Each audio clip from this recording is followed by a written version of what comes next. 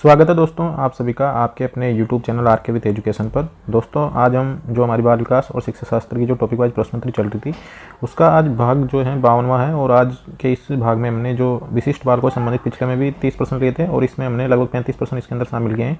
तो ये जो प्रश्न है पिछली परीक्षा में पूछे गए प्रश्न है तथा इनकी जो पूछे जाने की संभावना रहती है। तो यदि आप इन प्रश्नों को अगर PDF के रूप में चाहते हो तो PDF के लिए आपको हमारा जो टेलीग्राम चैनल है आर के विथ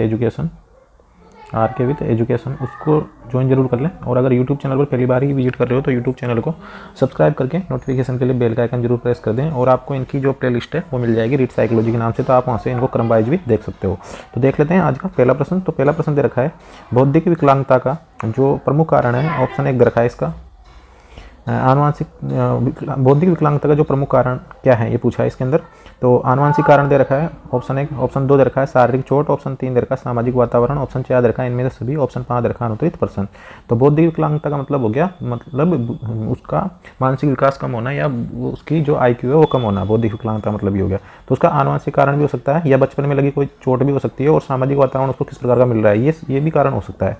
तो इसका जो सही आंसर रहेगा वो रहेगा ऑप्शन नंबर डी, इसका सही आंसर रहेगा। ऑप्शन नंबर डी हो जाएगा इसका सही आंसर। इसके बाद में अगला जो प्रश्न हमारा ऑटिज्म से प्रभावित बच्चे में कौन सी प्रमुख समस्या होती है। ऑप्शन 1 दे रखा है इसका भाषा कौशल की कमी, ऑप्शन 2 दे रखा है शारीरिक विकलांगता, ऑप्शन 3 दे रखा है सामाजिक संपर्क, ऑप्शन 4 दे रखा है इसका उच्च बौद्धिक स्तर। तो ऑटिज्म से प्रभावित बच्चे में कौन सी समस्या जो प्रमुख होती है वो होती है सामाजिक संपर्क में कमी। क्या होती है? सामाजिक संपर्क में कमी होती है। तो सही आंसर इसका हो जाएगा ऑप्शन नंबर सी, आंसर इसका सही रहेगा। और इसको जो क्या क्या और बोलते हैं वो अब मैं आपको बता देता हूँ। तो एक तो बोलते हैं इसको आत्मविमोह इसको बोला जाता है। एक इसको स्वलीनता भी बोलते हैं, स्वलीनता। एक इसको बोलते हैं ऑटिज्म और एक इसको बोलते हैं ASD यानी ऑटिज्म स्पेक्ट्रम डिसऑर्डर, ये भी इसको बोला जाता है। तो इसकी जो सबसे पहले जो पहचान की थी ये भी काफ़ी इंपॉर्टेंट है। सबसे पहले जो पहचान किसने की इसकी, तो सबसे पहले जो पहचान की है उनका नाम है लियो केनर। किसने की है? लियो केनर नामक जो मनोवैज्ञानिक है उन्होंने सबसे पहले इसकी पहचान की है। और यह जो है तंत्रिका तंत्र, शारीरिक विकास और मानसिक विकास इससे क्या होते हैं? प्रभावित होते हैं। इसमें जो है बालकों में सामाजिक संपर्क कमी यानी कि संप्रेषण की कमी, बोलते समय हकलाना, बोल न पाना या समाज के प्रति उदासीन, अपने आप में डूबा रहता है बालक, इसके अंदर एकांतवासी रहता है, वो नज़र नहीं मिला पाता है और क्या करता है खिलौनों को सूंघेगा या उनको चाटने की कोशिश करेगा। तो ये जो हैं ये हैं ऑटिज्म से प्रभावित बच्चों में देखने को ये चीज़ें मिलती है। और 2 अप्रैल को क्या मनाया जाता है? 1 अप्रैल को तो मूर्ख दिवस मनाया जाता है और 2 अप्रैल को मनाया जाता है विश्व ऑटिज्म दिवस 2 अप्रैल को मनाया जाता है। तो सही आंसर इसका हो जाएगा ऑप्शन नंबर सी, इसका सही आंसर रहेगा। इसके बाद में अगला जो प्रश्न है बाल अधिकार अधिनियम RT 2009 किस आयु वर्ग के बच्चों को शिक्षा का अधिकार प्रदान करता है। ऑप्शन 1 दे रखा है 6 से 14 वर्ष, ऑप्शन 2 दे रखा है 6 से 18 वर्ष, ऑप्शन 3 दे रखा है 3 से 18 वर्ष, ऑप्शन 4 दे रखा है 3 से 14 वर्ष, ऑप्शन 5 दे रखा है अनुत्तरित प्रश्न। तो बाल अधिकार अधिनियम 2009 किस आयु वर्ग के बच्चों को शिक्षा का अधिकार प्रदान करता है? तो 6 से 14 वर्ष के जो बच्चे हैं उनको शिक्षा का अधिकार प्रदान करता है। तो ऑप्शन नंबर ए इसका सही आंसर रहेगा। इसके बाद में अगला जो प्रश्न हमारा विशेष आवश्यकता वाले बच्चों को प्रशिक्षित करने के लिए सबसे उपयुक्त सामग्री क्या होनी चाहिए। ऑप्शन 1 दे रखा है सामान्य पाठ्य पुस्तक, ऑप्शन 2 दे रखा है ऑडियो वीडियो सामग्री, ऑप्शन 3 दे रखा है इंटरनेट आधारित उपकरण, ऑप्शन 4 दे रखा है खेल और गतिविधियां, ऑप्शन 5 दे रखा है अनुत्तरित प्रश्न। विशेष आवश्यकता वाले बच्चों को प्रशिक्षित करने के लिए सबसे उपयुक्त सामग्री क्या होनी चाहिए? वो होनी चाहिए ऑडियो वीडियो सामग्री। क्या होनी चाहिए? ऑडियो वीडियो सामग्री। तो ऑप्शन नंबर बी इसका क्या हो जाएगा? सही आंसर हो जाएगा। इसके बाद में अगला जो प्रश्न है दिव्यांग बच्चों के लिए प्राथमिक शिक्षा का क्या महत्व है। ऑप्शन 1 दे रखा है शारीरिक विकास, ऑप्शन 2 दे रखा है आत्मनिर्भरता, ऑप्शन 3 दे रखा है भाषा कौशल, ऑप्शन 4 दे रखा है सामाजिक समावेश, ऑप्शन 5 दे रखा है अनुत्तरित प्रश्न। तो दिव्यांग बच्चों के लिए जो प्राथमिक शिक्षा का क्या महत्व है वो है सामाजिक समावेश। तो डी आंसर इसका क्या हो जाएगा? सही आंसर हो जाएगा। क्या रहेगा इसका सही आंसर? डी इसका सही आंसर रहेगा। दिव्यांग जो शब्द का प्रयोग किया गया है वो 2016 में किया गया था और RPWD जो अधिनियम आया 2016 के अंदर उसी में दिव्यांग बच्चों के लिए विकलांग बच्चों के लिए दिव्यांग शब्द का प्रयोग किया गया है। और इसमें 21 प्रकार की जो विकलांगता है उनको शामिल किया गया है। 21 प्रकार की जो विकलांगता है उसको इसके अंदर शामिल किया गया है। तो डी आंसर इसका सही रहेगा। इसके बाद में अगला प्रश्न है बधिर बच्चों के लिए उपयोगी भाषा कौन सी है। ऑप्शन 1 दे रखा है इशारों की भाषा, ऑप्शन 2 दे रखा है अंग्रेजी भाषा, ऑप्शन 3 दे रखा है हिंदी भाषा, ऑप्शन 4 दे रखा है स्पेनिश भाषा, ऑप्शन 5 दे रखा है अनुत्तरित प्रश्न। तो बधिर यानी जो बहरे हैं या सुन नहीं पाते हैं बच्चों के लिए उपयोगी भाषा कौन सी है? तो उनके लिए तो इशारों की भाषा क्या हो जाएगी? उपयुक्त हो जाएगी। तो ए आंसर इसका क्या हो जाएगा? सही आंसर हो जाएगा। इसके बाद में अगला जो प्रश्न है विशेष आवश्यकता वाले बच्चों की पहचान करने के लिए सबसे उपयुक्त प्रक्रिया कौन सी है। ऑप्शन 1 दे रखा है सामान्य कक्षा में प्रदर्शन, ऑप्शन 2 दे रखा है मेडिकल जांच, ऑप्शन 3 दे रखा है व्यवहार का निरीक्षण, ऑप्शन 4 दे रखा है इन सभी का समन्वय, और ऑप्शन 5 दे रखा है अनुत्तरित प्रश्न। तो विशेष आवश्यकता वाले बच्चों की पहचान करने के लिए सबसे उपयुक्त जो प्रक्रिया है वो सामान्य कक्षा में प्रदर्शन से हो सकती है, मेडिकल जांच से कर सकते हैं और व्यवहार का निरीक्षण करके भी हम इसका पता लगा सकते हैं। तो डी आंसर क्या हो जाएगा, इसका सही आंसर रहेगा, ऑप्शन नंबर डी इसका सही आंसर हो जाएगा। इसके बाद में अगला जो प्रश्न है हमारा, दृष्टिहीन बच्चों को पढ़ाने में उपयोग की जाने वाली मुख्य तकनीक कौन सी है। ऑप्शन 1 दे रखा है श्रवण आधारित शिक्षण, ऑप्शन 2 दे रखा है व्याख्यान आधारित शिक्षण, ऑप्शन 3 दे रखा है चित्र आधारित शिक्षण, ऑप्शन 4 दे रखा है गतिविधि आधारित शिक्षण, ऑप्शन 5 दे रखा है अनुत्तरित प्रश्न। तो दृष्टिहीन बच्चों को पढ़ाने के लिए जो उपयोगी तकनीक हो जाएगी वो हो जाएगी श्रवण आधारित, उनके लिए शिक्षण होना चाहिए। भाई जो देख नहीं सकते वो सुन तो सकते हैं, तो उनके लिए क्या आधारित हो जाएगी, श्रवण आधारित शिक्षण उनके लिए उपयुक्त रहेगी। और इनके लिए ब्रेल लिपि जो है लुईस ब्रेल ने जिसका आविष्कार किया है उसको ब्रेल लिपि के नाम जानते हैं, तो ब्रेल लिपि भी इनके लिए क्या रहती है, उपयुक्त रहती है। तो ए आंसर इसका हो जाएगा सही। इसके बाद में अगला जो प्रश्न हमारा, समावेशी शिक्षा के अंतर्गत सामान्य विद्यालय में किस प्रकार के बच्चे शामिल होते हैं। ऑप्शन 1 दे रखा है केवल सामान्य बच्चे, ऑप्शन बी दे रखा है केवल विशेष बच्चे, ऑप्शन 3 दे रखा है सामान्य और विशेष बच्चे दोनों, ऑप्शन 4 दे रखा है केवल प्रतिभाशाली बच्चे, ऑप्शन 5 दे रखा है अनुत्तरित प्रश्न। तो समावेशी शब्द से आपको समझ जाना चाहिए कि सामान्य विद्यालय में किस प्रकार के बच्चे उसमें शामिल होंगे। तो समावेशी शिक्षा वह शिक्षा होती है जिसमें किसी भी प्रकार के बच्चों को, यानी विशेष आवश्यकता वाले हों या सामान्य बच्चे हों, उन दोनों को ही समान अवसर देकर उनको शिक्षा के समान अवसर प्रदान करना। तो सामान्य और विशेष बच्चे दोनों इसके अंदर सी आंसर इसका क्या रहेगा, सही रहेगा। क्या रहेगा इसका सही आंसर, सी इसका सही आंसर रहेगा। इसके बाद में अगला जो प्रश्न है, दृष्टिहीन बच्चों के लिए स्पर्श पुस्तकें किस उद्देश्य से बनाई जाती है। ऑप्शन 1 दे रखा है देखने की क्षमता को सुधारने के लिए, ऑप्शन 2 दे रखा है सीखने में मदद के लिए, ऑप्शन 3 दे रखा है उनकी भाषा कौशल को सुधारने के लिए, ऑप्शन 4 दे रखा है मनोरंजन के लिए, ऑप्शन 5 दे रखा है अनुत्तरित प्रश्न। तो दृष्टिहीन बच्चों के लिए जो स्पर्श पुस्तकें या लुईस ब्रेल जो पद्धति है वो इसी से मिलती जुलती है। तो ये जो बनाई जाती है ये देखने की क्षमता को सुधारने के लिए नहीं बनाई जाती और उनकी भाषा कौशल को सुधारने के लिए नहीं बनाई जाती और मनोरंजन के लिए नहीं बनाई जाती, ये बनाई जाती है सीखने में मदद के लिए। तो बी आंसर क्या हो जाएगा, इसका सही आंसर रहेगा। क्या रहेगा इसका सही आंसर, बी इसका सही आंसर रहेगा। इसके बाद में सर्व शिक्षा अभियान में विकलांग बच्चों को शामिल करने के लिए कौन सी योजना चलाई गई। ऑप्शन 1 दे रखा है ऑपरेशन ब्लैक बोर्ड, ऑप्शन 2 दे रखा है समावेशी शिक्षा योजना, ऑप्शन 3 दे रखा है सर्व शिक्षा अभियान, ऑप्शन 4 दे रखा है इसका स्कूल चले हम, ऑप्शन 5 दे रखा है अनुत्तरित प्रश्न। तो सर्व शिक्षा अभियान में विकलांग बच्चों को शामिल करने के लिए जो योजना बनाई गई थी वो बनाई गई थी समावेशी शिक्षा योजना। तो बी आंसर क्या हो जाएगा, इसका सही आंसर हो जाएगा। इसके बाद में अगला जो प्रश्न हमारा, समावेशी शिक्षा के लिए शिक्षक का मुख्य गुण क्या होना चाहिए। ऑप्शन 1 दे रखा है अनुशासन बनाए रखना, ऑप्शन 2 दे रखा है विशेष बच्चों के प्रति संवेदनशीलता, ऑप्शन 4 दे रखा है उच्च शैक्षिक योग्यता, ऑप्शन 4 दे रखा है परीक्षा परिणाम पर ध्यान, ऑप्शन 5 दे रखा है अनुत्तरित प्रश्न। तो समावेशी शिक्षा के लिए जो शिक्षक का मुख्य गुण होना चाहिए वो जो बच्चे विशेष बच्चे हैं, जैसे जो कम सीख पा रहे हैं उनके प्रति उनको थोड़ी सी संवेदनशीलता होनी चाहिए। अन्यथा बालक में क्या होगा, बालक में अपने आप से क्या होने लग जाएगी, घृणा उसको होने लग जाएगी, उसमें मनोग्रंथियां बनने लग जाएगी और फिर वो मतलब अपने आप को सामान्य बच्चों से अलग समझने लग जाएगा। तो विशेष बच्चों के प्रति क्या होनी चाहिए, उसकी संवेदनशीलता होनी चाहिए। अगर उनको समझ में नहीं आता तो उनको समझाने की कोशिश करनी चाहिए। तो बी आंसर क्या हो जाएगा, इसका सही आंसर हो जाएगा।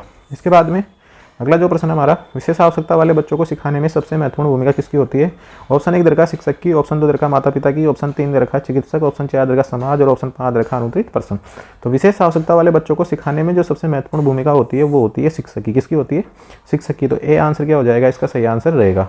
इसके बाद में अगला जो प्रश्न हमारा, प्रश्न नंबर 14 है, लर्निंग डिसएबिलिटी का हिंदी में अर्थ क्या है। ऑप्शन 1 दे रखा है सीखने में असमर्थता, ऑप्शन 2 दे रखा है शारीरिक विकलांगता, ऑप्शन 3 दे रखा है पढ़ने और लिखने में कठिनाई, ऑप्शन 4 दे रखा है मानसिक कमजोरी और ऑप्शन 5 दे रखा है अनुत्तरित प्रश्न। तो लर्निंग डिसेबिलिटी का जो अर्थ हिंदी में जो अर्थ है वो है सीखने में असमर्थता। तो ए आंसर क्या हो जाएगा, इसका ए आंसर इसका सही रहेगा। इसके बाद में जो अगला प्रश्न हमारा है वो है हमारा, RPDWD अधिनियम 2016 के अनुसार दिव्यांगता के कितने प्रकार माने गए हैं। तो ऑप्शन 1 दे रखा है 5, ऑप्शन 2 दे रखा है 21, ऑप्शन 3 दे रखा है 10, ऑप्शन 4 दे रखा है 15 और ऑप्शन 5 दे रखा है अनुत्तरित प्रश्न। तो RPDWD जो अधिनियम है इसके अनुसार जो दिव्यांगता के प्रकार जो माने गए हैं वो माने गए हैं 21। कितने माने गए हैं, 21 माने गए हैं। तो सही आंसर इसका रहेगा, क्या रहेगा इसका सही आंसर, इसका सही आंसर हो जाएगा 21। बी आंसर इसका क्या हो जाएगा, सही हो जाएगा। इसके बाद में अगला प्रश्न हमारा, सामान्य बच्चों और विशेष बच्चों के बीच अंतर किस प्रकार कम किया जा सकता है। ऑप्शन 1 दे रखा है विशेष कक्षाएं आयोजित करके, ऑप्शन 2 दे रखा है समाज में जागरूकता लाकर, ऑप्शन 3 दे रखा है समाज को शिक्षित करके, ऑप्शन 4 दे रखा है समावेशी शिक्षा के द्वारा, ऑप्शन 5 दे रखा है अनुत्तरित प्रश्न। हालांकि विशेष कक्षा भी इसका सही आंसर है, समाज में जागरूकता लाकर भी हम कर सकते हैं, लेकिन इसका जो सही जो आंसर रहेगा, सबसे बेस्ट जो सही आंसर रहेगा वो रहेगा समावेशी शिक्षा के द्वारा। डी आंसर क्या रहेगा, इसका सही आंसर रहेगा।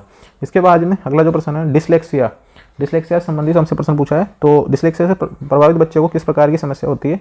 तो ऑप्शन 1 दे रखा है इसका गणित समझने में, ऑप्शन 2 दे रखा है पढ़ने में, ऑप्शन 3 दे रखा है सुनने में, ऑप्शन 4 दे रखा है लिखने में, ऑप्शन 5 दे रखा है अनुत्तरित प्रश्न। तो गणित समझने में जो होती है वो तो होती है डिस्कैल्कुलिया, क्या होती है डिसकैलकुलिया। और पढ़ने में जो समस्या होती है वो होती है डिस्ग्राफिया, डिस्ग्राफिया। और सुनने में जो डिसलेक्सिया होती है, डिसलेक्सिया का मतलब होता है लिखने में उसको समझ जो प्रॉब्लम होती है वो होती है डिसलेक्सिया में। यानी कि ये जो अक्षर हैं उनको जैसे बी को ये ऐसे बना देगा, इस प्रकार से उल्टा भी बना देगा, या ई को ये इस प्रकार से बनाने की कोशिश करेगा। तो ये जो होती है डिसलेक्सिया में होती है, लिखने से संबंधित ये समस्या होती है। और पढ़ने से संबंधित जो समस्या होती है वो कौन सी होती है, वो होती है डिस्ग्राफिया। और गणित समझने में जो समस्या होती है वो होती है डिस्कैलकुलिया। अब जो डिसलेक्सिया है इससे संबंधित 4-5 बातें और मैं आपको बताता हूँ ये भी। तो सर्वप्रथम जो डिसलेक्सिया के बारे में पता लगाया वो लगाया रुडोल्फ बर्लिन ने। किसने लगाया? रुडोल्फ बर्लिन ने सबसे पहले इसके बारे में पता लगाया। और इसको क्या नाम दिया? शब्द अंधता इसको नाम दिया। शब्द अंधता यानी शब्दों को नहीं देख पाना या अंधा होना शब्दों के प्रति, तो शब्द अंधता इसको बोला गया। इसके बाद में इन्हें जो लिखी हुई जो सामग्री है, लिखी हुई जो सामग्री होती है वो इनको क्या दिखाई देती है? धुंधली दिखाई देती है। तो ये क्या करते हैं फिर अक्षरों को उल्टे ढंग से प्रस्तुत करते हैं। जैसे ऐसे डब्लू को ये क्या पढ़ लेंगे? वाज पढ़ लेंगे, सा को वाज पढ़ेंगे। दृष्टि व स्मृति संबंधी कठिनाई होती है। कभी कभी ये पढ़ते समय पूरी पंक्ति को छोड़ देते हैं। जैसे कई बच्चे आपने देखे होंगे, जैसे एक लाइन पढ़ रहे हैं फिर वो दूसरी लाइन जैसे आएगी उसको छोड़ के तीसरी वाली लाइन पढ़ने लग जाएंगे। एक एक करके धीमी गति से पढ़ता है, एक एक शब्द को पढ़ेगा और धीरे धीरे पढ़ेगा। वाक्य में आए शब्दों को क्या कर देते हैं? आगे पीछे कर देते हैं। और अस्त कौशल कमजोर होता है इनका, ये हाथ निश्चित नहीं कर पाते इनके कि पहले कौन सा हाथ का प्रयोग करेंगे। तो ये जो है ये डिसलेक्सिया से संबंधित जो कुछ महत्वपूर्ण बातें थी मैंने आपको बताई। इसके अलावा डिसलेक्सिया के लिए कि जोनर ब्लेजर स्केल तैयार किया गया था। ये प्रश्न भी एग्जाम में पूछा गया है कि genre blazer scale, genre blazer scale ये किससे संबंधित है? तो ये किससे संबंधित है? डिसलेक्सिया से संबंधित है, डिसलेक्सिया से संबंधित है ये। तो इसका सही आंसर हो जाएगा ऑप्शन नंबर डी, इसका सही आंसर रहेगा। लिखने से संबंधित ये बीमारी होती है, बी आंसर इसका सही आंसर रहेगा। इसके बाद में अगला जो प्रश्न है इंक्लूजिव या इंक्लूड भी बोलते हैं इसको, एजुकेशन किसकी अवधारणा है? ऑप्शन 1 दे रखा है सभी बच्चों को समान अवसर देना। ऑप्शन 2 दे रखा है केवल दिव्यांग बच्चों को शिक्षा देना। ऑप्शन 3 दे रखा है कमजोर बच्चों को मुख्य धारा से अलग रखना। ऑप्शन 4 दे रखा है केवल प्रतिभाशाली बच्चों पर ध्यान देना। इंक्लूजिव का मतलब हिंदी में बोल देंगे इसको समावेशी। क्या बोलेंगे इसको? इंक्लूड यानी समावेश। तो समावेशी शिक्षा का जो अवधारणा है वो क्या है कि सभी बच्चों को समान अवसर देना। तो ए आंसर इसका सही आंसर रहेगा। इसके बाद में अगला जो प्रश्न है विशेष आवश्यकता वाले बच्चों के लिए मुख्य बाधा कौन सी होती है? ऑप्शन 1 दे रखा समाज की सोच। ऑप्शन 2 दे रखा आर्थिक समस्या। ऑप्शन 3 दे रखा शारीरिक समस्या। ऑप्शन 5 दे रखा अनुत्तरित प्रश्न। तो विशेष आवश्यकता वाले बच्चों के लिए मुख्य जो बाधा होती है वो समाज की सोच भी होती है, आर्थिक समस्याएं भी उनके सामने होती है और शारीरिक समस्या तो उनके पास होती है। तो डी आंसर क्या हो जाएगा? इसका सही आंसर रहेगा। डी क्या रहेगा? इसका सही आंसर रहेगा। इसके बाद में अगला जो प्रश्न है बधिर बच्चों के लिए सबसे उपयुक्त शिक्षण सामग्री कौन सी है? ऑप्शन 1 दे रखा है ऑडियो सामग्री। ऑप्शन 2 दे रखा है दृश्य सामग्री। ऑप्शन 3 दे रखा है टेक्स्ट सामग्री। ऑप्शन 4 दे रखा है खेल सामग्री। ऑप्शन 5 दे रखा है अनुत्तरित प्रश्न। तो बधिर बच्चों के लिए जो सबसे उपयुक्त शिक्षण सामग्री जो है वो है दृश्य सामग्री। कौन सी है? दृश्य सामग्री उनके लिए सबसे उपयुक्त रहेगी। तो बी आंसर इसका सही हो जाएगा। इसके बाद में अगला जो प्रश्न है विशेष आवश्यकता वाले बच्चों के लिए IEP का क्या अर्थ है? ऑप्शन 1 दे रखा है इंक्लूसिव एजुकेशन प्लान। ऑप्शन 2 दे रखा है इंडिविजुअलाइज्ड एजुकेशन प्रोग्राम। ऑप्शन 3 दे रखा है इंक्लूसिव एजुकेशन पॉलिसी। ऑप्शन 3 दे रखा है इंडिविजुअलाइज्ड एम्प्लॉयमेंट प्लान। तो इसका जो सही आंसर रहेगा वो रहेगा इंडिविजुअलाइज्ड एजुकेशन प्रोग्राम। तो बी आंसर इसका सही आंसर हो जाएगा IEP का। तो इसके बाद में हो जाएगा प्रश्न नंबर 22 हमारा ऑटिज्म स्पेक्ट्रम डिसऑर्डर। मैंने बताया था आपको ASD मुख्य रूप से किससे संबंधित है? ऑप्शन 1 दे रखा है सामाजिक संपर्क और संचार में कठिनाई। ऑप्शन 2 दे रखा है दृष्टिहीनता। ऑप्शन 3 दे रखा है शारीरिक कमजोरी। ऑप्शन 3 दे रखा है श्रवण दोष। ऑप्शन 4 दे रखा है अनुत्तरित प्रश्न। तो ऑटिज्म जो है वो क्या है? सामाजिक संपर्क में कमी आती है इसके अंदर और संचार में बात करने में, मतलब जो बालक होता है वो बात करने में सक्षम नहीं रहता, वो अपने आप में डूबा रहता है, यानी कि उसको आत्म विमोह होता है। तो सामाजिक संपर्क और संचार में कठिनाई इसका सही आंसर रहेगा। ऑटिज्म जो डे है वो मनाया जाता है 2 अप्रैल को, विश्व ऑटिज्म डे। इसके बाद में इसके लिए जो इनके लिए एक जो पढ़ाई से संबंधित एक संस्था है TEACHH, तो ये और एक है PECS, इनके पूरे नाम भी हैं। तो आने वाले प्रश्नों में बारे में बता दूंगा। तो ये जो 2 हैं ये ऑटिज्म से ग्रसित जो बच्चे हैं उनके लिए कार्य करती है। तो ऑप्शन ए इसका सही आंसर हो जाएगा। इसके बाद में अगला जो प्रश्न है दृष्टिहीन बच्चों को लिखने की कला सिखाने के लिए कौन सा उपकरण उपयोग किया जाता है? ऑप्शन 1 दे रखा है प्रोजेक्टर। ऑप्शन 2 दे रखा है स्लेट और स्टाइलस। ऑप्शन 4 दे रखा है ऑप्शन 3 दे रखा है व्हाइट बोर्ड। ऑप्शन 4 दे रखा है स्मार्ट बोर्ड। ऑप्शन 5 दे रखा है अनुत्तरित प्रश्न। तो दृष्टिहीन बच्चों को लिखने की कला सिखाने के लिए कौन सा उपकरण उपयोग लाया जाता है? तो स्लेट और स्टाइलस उपयोग में लाया जाता है। तो बी आंसर क्या रहेगा? इसका सही आंसर रहेगा। बी क्या रहेगा? सही आंसर रहेगा। इसके बाद में अगला जो प्रश्न है विशिष्ट बालकों के संदर्भ में मल्टी सेंसरी अप्रोच का उपयोग क्यों किया जाता है? ऑप्शन 1 दे रखा है अधिक अधिक प्रभावी शिक्षण के लिए। ऑप्शन 2 दे रखा है समय बचाने के लिए। ऑप्शन 3 दे रखा है शिक्षकों को आराम देने के लिए। ऑप्शन 4 दे रखा है छात्रों की परीक्षा की तैयारी के लिए। ऑप्शन 5 दे रखा है अनुत्तरित प्रश्न। तो विशिष्ट बालकों के संदर्भ में मल्टी सेंसरी अप्रोच का उपयोग क्यों किया जाता है? अधिक प्रभावी शिक्षण के लिए किया जाता है। तो ए आंसर क्या हो जाएगा? इसका सही आंसर हो जाएगा। इसके बाद में अगला प्रश्न है, शिक्षा में समावेशन का उद्देश्य क्या है? ऑप्शन 1 दे रखा है केवल सामान्य बच्चों को पढ़ाना। ऑप्शन 2 दे रखा है विशेष बच्चों को मुख्य धारा में शामिल करना। ऑप्शन 3 दे रखा है विशेष बच्चों के लिए अलग विद्यालय बनाना। ऑप्शन 4 दे रखा है बच्चों को अनुशासित बनाना। ऑप्शन 5 दे रखा है अनुत्तरित प्रश्न। तो शिक्षा में समावेशन का उद्देश्य क्या है? विशेष बच्चों को मुख्य धारा में शामिल करना शिक्षा में समावेशन का उद्देश्य है। तो बी आंसर क्या हो जाएगा? इसका सही आंसर रहेगा। बी क्या रहेगा? इसका सही आंसर रहेगा। इसके बाद में अगला जो प्रश्न है, विशेष आवश्यकता वाले बच्चों के लिए ब्रेल लिपि किसने विकसित की थी? ऑप्शन 1 दे रखा है लुई ब्रेल। ऑप्शन 2 दे रखा है थॉमस एडिसन। ऑप्शन 3 दे रखा है जॉन लॉक। ऑप्शन 4 दे रखा है जेम्स वाट। ऑप्शन 5 दे रखा है अनुत्तरित प्रश्न। तो विशेष आवश्यकता वाले बच्चों के लिए ब्रेल लिपि किसने विकसित की थी? तो वो की है लुईस ब्रेल ने। तो ए आंसर क्या रहेगा? इसका सही आंसर रहेगा। ए आंसर क्या रहेगा? इसका सही आंसर हो जाएगा लुईस ब्रेल ने विशेष आवश्यकता वाले जो बच्चे होते हैं उनके लिए ब्रेल लिपि विकसित की थी। इसके बाद में अगला जो प्रश्न है, हियरिंग इम्प्रूवमेंट से प्रभावित बच्चों के लिए कौन सा सहायक उपकरण उपयोगी है? कुछ जो शब्द हैं वो इंग्लिश में आएंगे आपको लिखे हुए, उनका हिंदी ट्रांसलेशन बहुत ही मतलब कम किया जाता है। तो आप ये ना सोचें कि भाई हमको हिंदी में पढ़ना है। तो कुछ शब्द ऐसे भी हैं जिनको आपको इंग्लिश में याद रखना पड़ेगा। तो हियरिंग इम्प्रूवमेंट का मतलब हो गया जो मतलब सुन नहीं सकते। श्रवण, ऑप्शन 1 दे रखा है श्रवण यंत्र हियरिंग एड। ऑप्शन 2 दे रखा है व्हील चेयर। ऑप्शन 3 दे रखा है ब्रेल लिपि। ऑप्शन 4 दे रखा है दृष्टि सहायता उपकरण। ऑप्शन 5 दे रखा है अनुत्तरित प्रश्न। तो हियरिंग इम्प्रूवमेंट से प्रभावित बच्चों के लिए कौन सा उपकरण उपयोगी है? तो वो है श्रवण यंत्र। तो सही आंसर हो जाएगा इसका ऑप्शन नंबर ए, इसका सही आंसर रहेगा।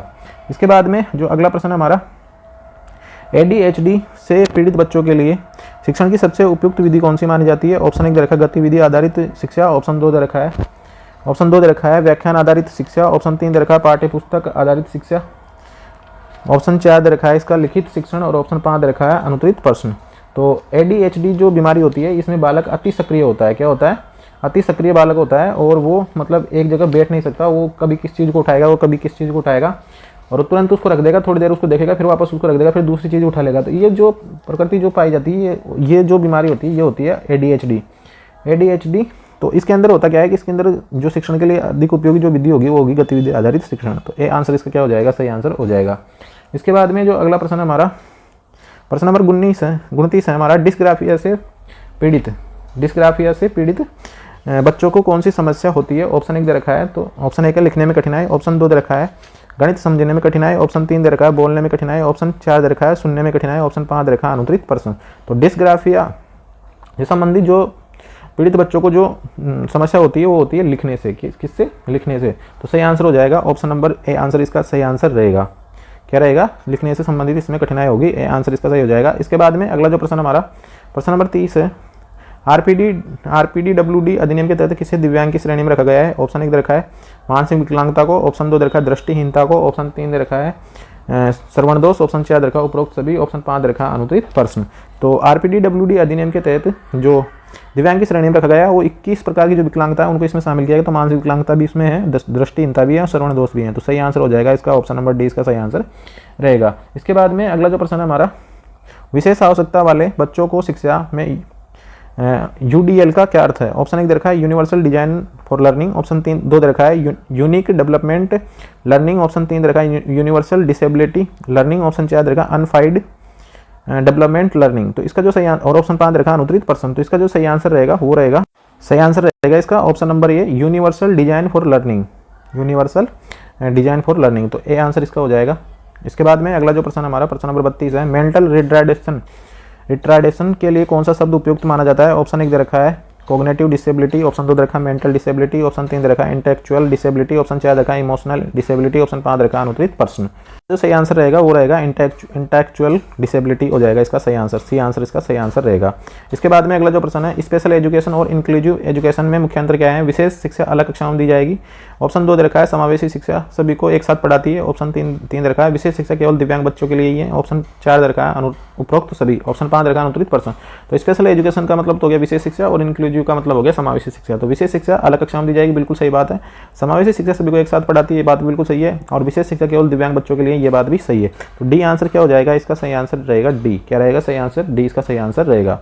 इसके बाद में अगला जो प्रश्न है, दृष्टिहीन बच्चों के लिए सफ़ेद छड़ी का उपयोग क्यों किया जाता है। ऑप्शन 1 दे रखा है दिशा निर्देश के लिए, ऑप्शन 2 दे रखा है पढ़ाई में मदद के लिए, ऑप्शन 3 दे रखा है चलने में सहायता के लिए, ऑप्शन 4 दे रखा है उनकी सुरक्षा के लिए, ऑप्शन 5 दे रखा है अनुत्तरित प्रश्न। तो दृष्टिहीन बच्चों के लिए सफ़ेद छड़ी का जो उपयोग किया जाता है वो किया जाता है चलने में सहायता के लिए। तो सी आंसर इसका सही आंसर रहेगा। क्या रहेगा सही आंसर? सी आंसर इसका सही रहेगा। दोस्तों आज के हमने जो लिए थे प्रश्न 34 प्रश्न इसके अंदर हमने शामिल किए थे। ये जो प्रश्न है बार बार हम पूछे गए हैं तथा पूछे जाने की इनकी संभावना रहती है। तो ये अगर आपको इन प्रश्नों की PDF चाहिए तो आप हमारा जो टेलीग्राम चैनल है RK विथ एजुकेशन है, RK विथ एजुकेशन जिस नाम से यूट्यूब चैनल है उसी नाम से टेलीग्राम चैनल है, तो आपको वहाँ पे मिल जाएगा लिंक, उसका डिस्क्रिप्शन मिल जाएगा या आप उसको जाके सर्च भी कर सकते हो।